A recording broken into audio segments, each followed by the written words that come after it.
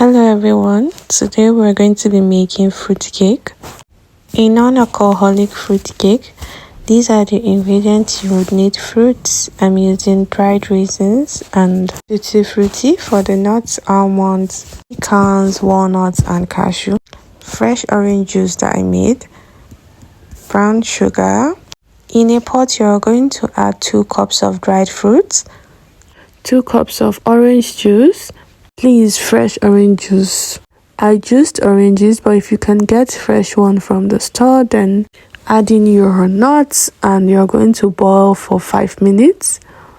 Note that I am going to be blending this, but if you are not going to blend, make sure you chop your nuts into smaller bits. After boiling for 5 minutes, let it cool down a bit and then proceed to chop it in your chopper or a regular blender if you do not have a chopper. Note that you are not discarding the orange juice, so add the orange juice and chop everything together.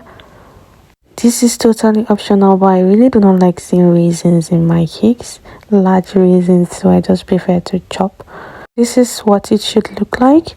You can make it smoother if that's what you prefer. Now you're going to cream your butter and sugar. Using my kitchen scale, I weighed 226 grams, added my brown sugar. Note that you're using just brown sugar for this recipe.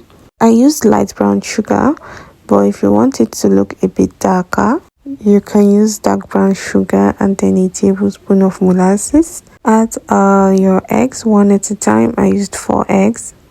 Also, make sure your eggs and your butter are at room temperature because it makes your baked goods come out better than when you're using cold eggs and cold butter.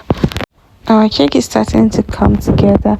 So do you like fruitcake? For me, I think it's a love-hate relationship. You have to make it in a specific way for me to eat it. Honestly, it's mainly because of the raisins. So if you're like me, there's a solution. Just soak and blend your raisins so you don't have to see the large bits in your cake. Now we're at the last stage of creaming our butter and sugar together with the eggs. Now you're going to add your flour. Always sift your flour for best results.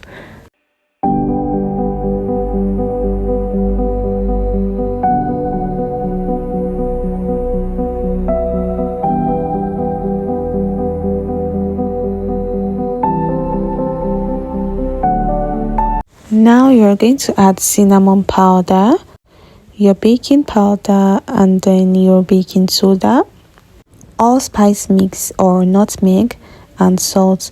If you're using salted butter, you need to reduce the salt by half. But using this recipe, I used unsalted butter, so you're going to be adding the amount of salt I am adding. The recipe will be in the description box, so you do not have to worry. Add your blended fruit and nut mixture, and then you're going to mix carefully with your mixer, or you can even use a spatula. You're going to mix until everything is just combined, and then you finish it off with a spatula just so you can get whatever is unmixed at the bottom. I prepared 2 6-inch pans with parchment paper. If you want even measurements, you can weigh your batter and then you divide it equally into your baking pan using a scale. So you weigh your empty bowl first before mixing your batter, and then you weigh the batter together with the bowl so you could exclude whatever the bowl weighs, and then you divide by 2.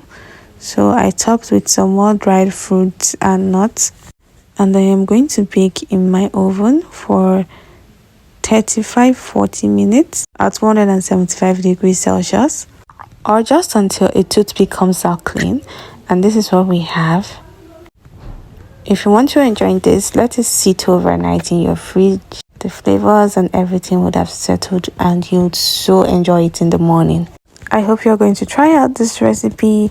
Bye and see you next time.